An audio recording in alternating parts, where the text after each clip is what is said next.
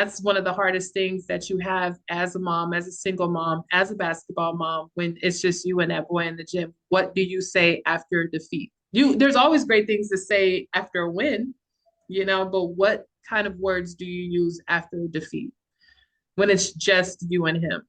And that's something that I've had to learn over time because I used to be a little overwhelming, like, you should have did this and you should have did that. And why didn't you do this? And then I had to sit back and think about like, well, what would you do if you were 6'10" and you had people elbowing you in the ribs and pulling your jersey down and, you know, trying to elbow you in the face and scratching your arms and scratching your neck. And, how would you put yourself in that on top of trying to stay out of your own thoughts during those plays?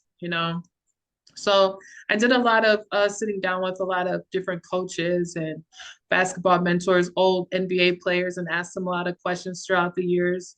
What do I do? What do I say? A lot of them be like, well, I'll talk to them for you. And then thank you, but I'm the one who lives with them. So what do I say? You know? And it was always just the advice of just be the nurturing person that you are, but stand on it and tell them this is what you really have to work on if you want to get better.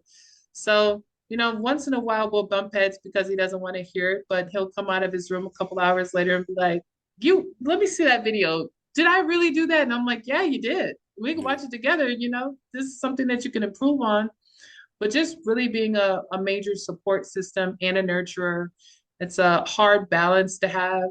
And on top of having your own stress of coaches texting you and telling you what their input is. And, you know, the game just ended an hour ago. And I definitely got anxiety a few times from coaches. Chris needs to do this. Chris needs to do that. Chris needs to do, and it's just like, I got you. I got you.